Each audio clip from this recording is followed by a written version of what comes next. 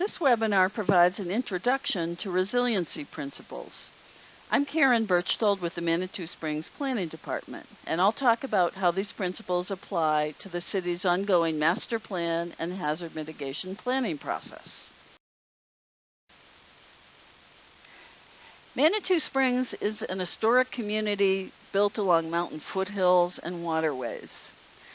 This natural setting is critical to our identity, and it's also brought with it a history of hazard risk. Recent disasters have caused significant impacts to our businesses and economy, our infrastructure, including roadways and stormwater, a neighborhood and its housing, and often overlooked, to our environment.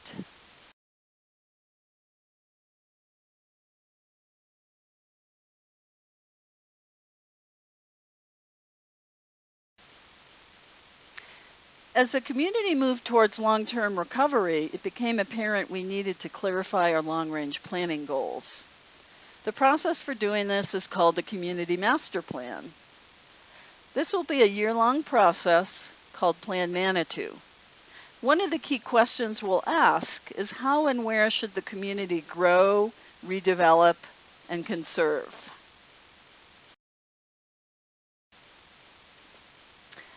The master plan process is organized around elements or themes. These elements are not discrete, though, but rather they're a series of integrated systems. And as we plan for our future, we also need to understand our hazard risk. The process for doing this is a hazard mitigation plan. We'll identify hazards, identify vulnerabilities, and the area where hazards and vulnerabilities intersect creates risk. We'll develop a hazard mitigation strategy to avoid, minimize, and mitigate risk.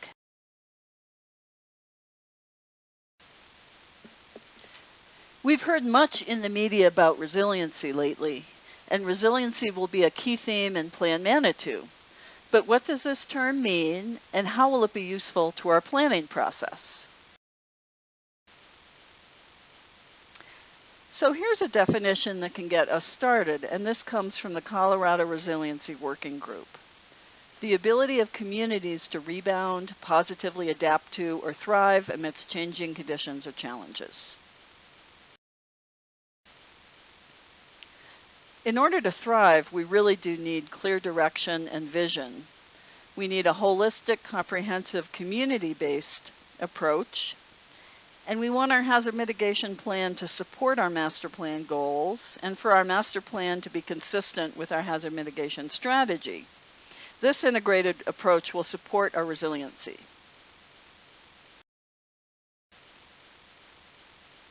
A key concept in resiliency is shocks. A shock is a direct vulnerability to natural or man-made events that exposes the community to potential damage and personal risk. These are some examples of some shocks. Another important concept is stressors. A stressor is an underlying factor that exacerbates a shock. It's often systemic, and it could be economic, social, environmental, or governmental. And these are some examples of stressors. As we move forward in our planning process, we'll want to identify and address our stressors in order to move towards resilience.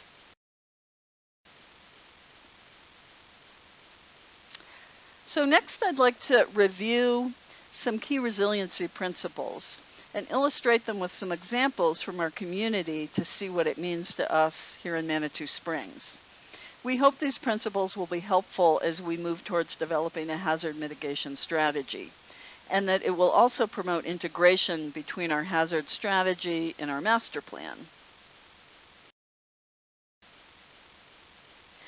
With awareness, the community has knowledge of its strengths and assets, liabilities and vulnerabilities, and threats and risk. It can take new information and readjust.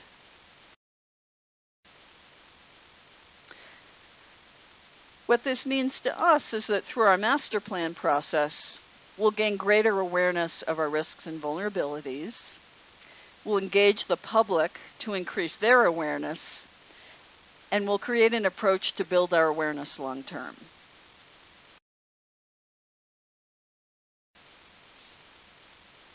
A diverse community has a range of capabilities, ideas, technical resources, and people to draw upon. So what this means to us can be seen through our formation of partnerships, which expand our capability. We've created partnerships locally with the Cog Railroad, and we've created a number of regional partnerships, which are critical to address some of our regional scale risks. When a community is integrated, it can share ideas and coordinate functions and actions across systems in an ongoing manner. We're applying the integration principle through our integrated planning process. This principle also applies well to housing. We'll address housing vulnerability through our risk assessment and develop tools to reduce vulnerability of housing. To achieve our overall housing goals, we need to bring together risk assessment, zoning code tools, building code, and enforcement. Historic resources create an additional layer of integration needs.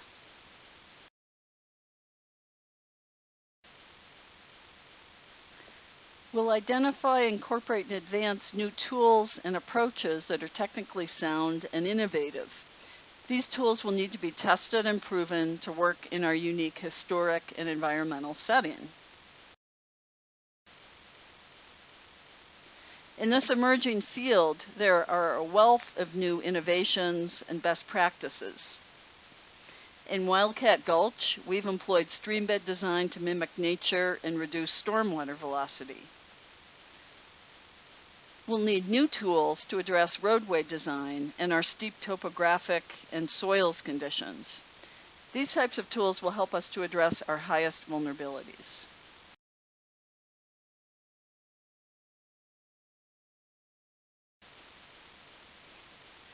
Adaptability is a core resiliency concept. It means the community is flexible and it can adjust to changing circumstances and apply resources to the present or the future. For us, this means we'll need to continue to adapt our hazard mitigation strategy in response to new information and tools. We'll also build adaptability into our economic development strategy, and we'll need to be adaptable to anticipate and plan for the effects of climate change. We have a broad understanding of the impacts of climate change, but we'll need to understand better how they translate to our local scale and adjust accordingly. We'll identify solutions that we can apply across multiple sectors to promote maximum benefit. This is an important principle for Manitou Springs because we're a compact and dense community. We'll want to identify projects with overlapping goals to make them more efficient and potentially more effective. For instance, we can coordinate projects with our green infrastructure, such as our parks and our open space, as well as with our gray infrastructure, such as our parking lots and hardscapes.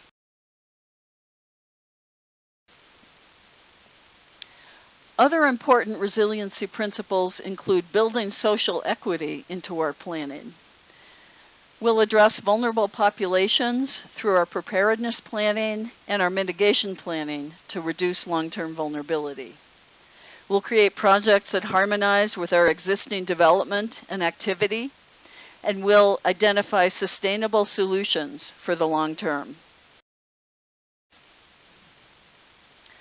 This is an introduction to resiliency. Through the upcoming planning process, Manitou Springs will have an opportunity to develop its own approach to resiliency. For this webinar, we turn to some very helpful resources from the Colorado Resiliency Framework and a book called The Resilience Dividend by Judith Rodin.